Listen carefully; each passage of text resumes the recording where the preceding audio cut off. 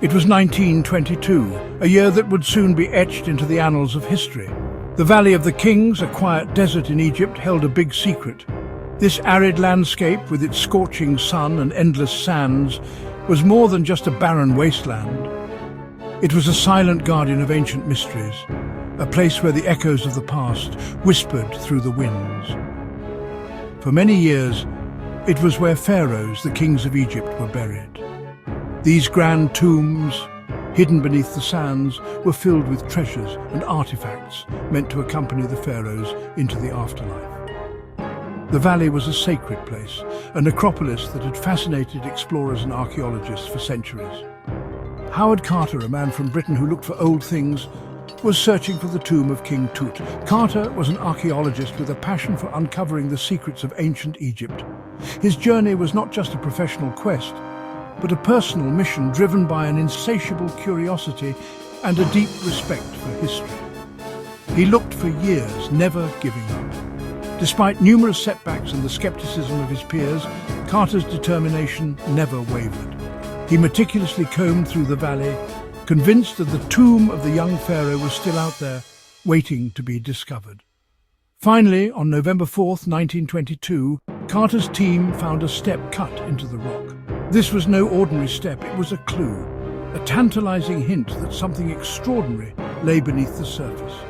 The team worked tirelessly, their excitement growing with each passing moment. It was a hidden entrance. The discovery was monumental. As they cleared away the debris, the outline of a doorway began to emerge. This was the breakthrough Carter had been waiting for, the culmination of years of hard work and perseverance. As they cleared the dust and rocks, everyone felt excited. The air was thick with anticipation. Each brushstroke, each careful movement brought them closer to what lay beyond the door. The team could hardly contain their excitement, knowing they were on the brink of a historic discovery.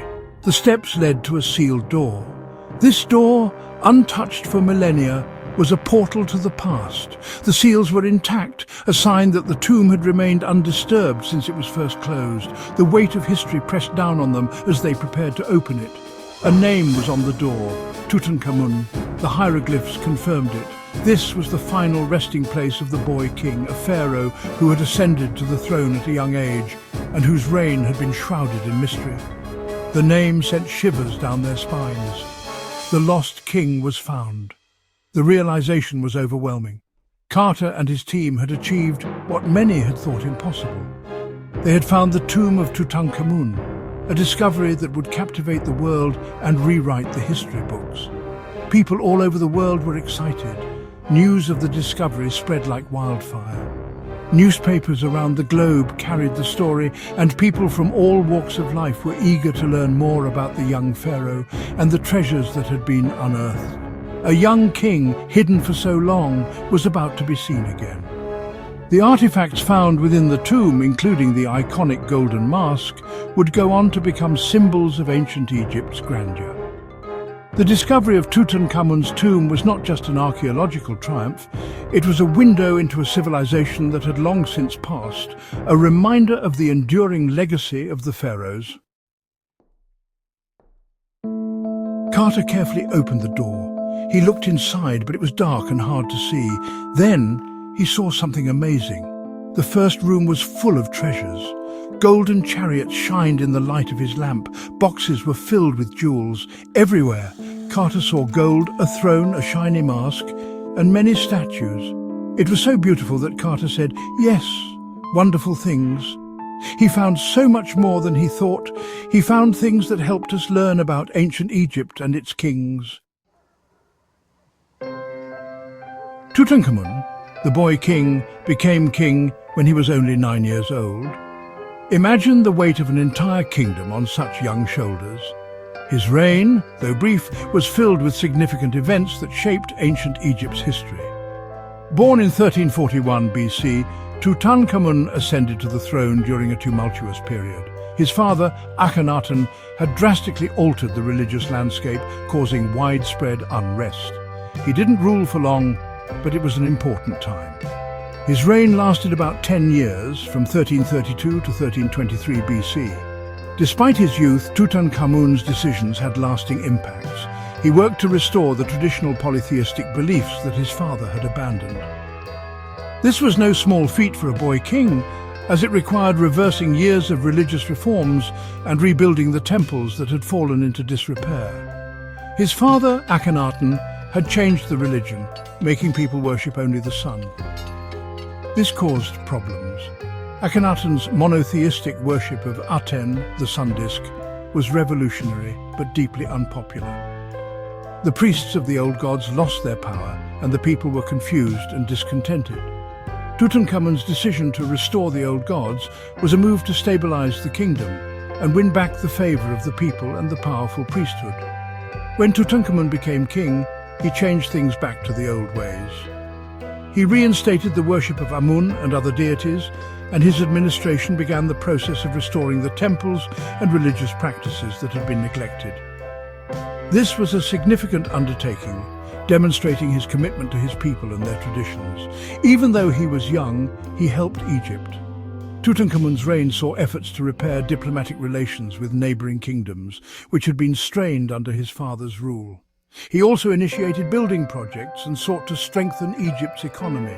His advisors played a crucial role, guiding the young pharaoh through the complexities of governance. He died when he was only 18, maybe from being sick or hurt. The exact cause of his death remains a mystery, with theories ranging from a chariot accident to genetic disorders. His early death cut short what could have been a longer, more impactful reign. No one knows for sure. The circumstances surrounding his death have fueled much speculation and research. Some suggest foul play, while others point to natural causes. The mystery adds to the allure and fascination with Tutankhamun's life and reign. But the treasures in his tomb made him famous. Discovered in 1922 by Howard Carter, the tomb was filled with stunning artifacts that provided a glimpse into the opulence of ancient Egyptian royalty. The discovery of his nearly intact tomb and its treasures has immortalized Tutankhamun, making him one of the most well-known pharaohs in history. King Tut's tomb was smaller than other pharaohs' tombs, but it was still special.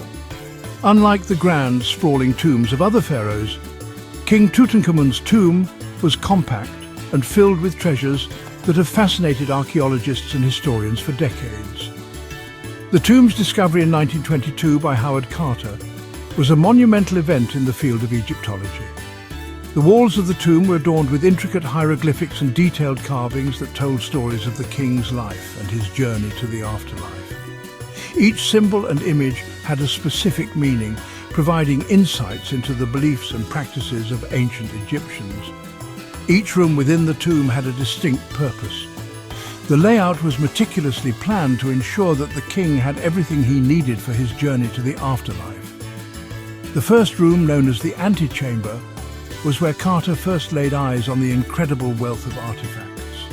The antechamber was filled with gold artifacts, chariots and everyday items that the king might need in the afterlife. This room was a treasure trove of ancient Egyptian culture and craftsmanship. The next room, known as the burial chamber, was the most sacred part of the tomb.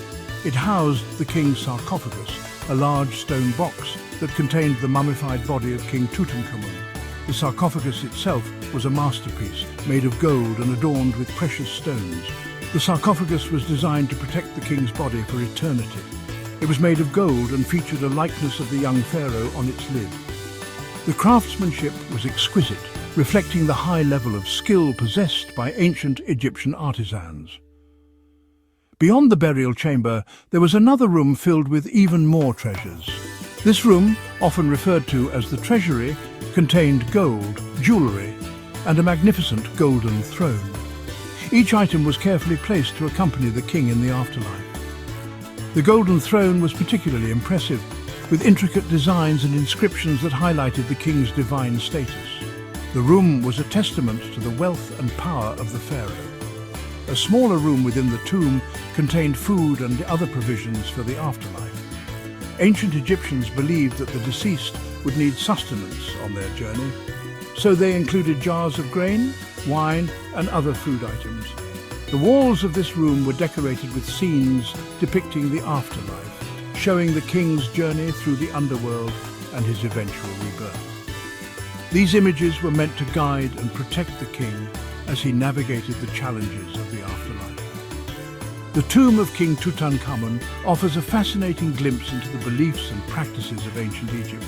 It shows us the importance they placed on the afterlife and the lengths they went to ensure that their pharaohs were well prepared for their journey beyond death. The discovery of this tomb has provided invaluable insights into a civilization that continues to captivate the world. When King Tut's tomb was found, people were excited but also scared. Some people said there was a curse. Lord Carnarvon, who helped pay for finding the tomb, died soon after it was opened. Other people who worked at the tomb also died.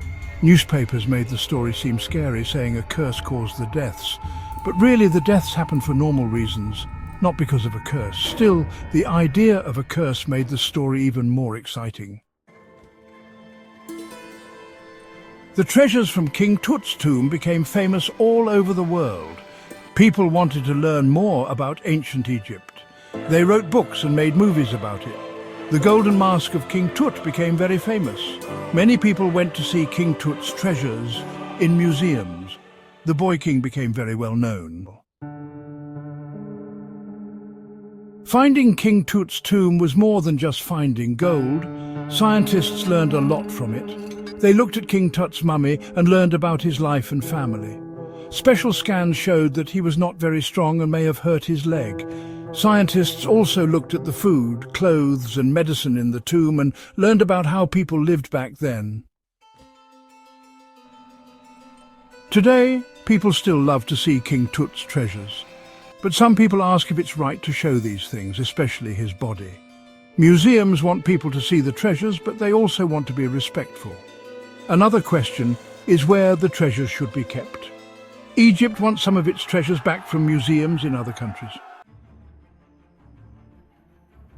More than 100 years after it was found, King Tut's tomb is still amazing.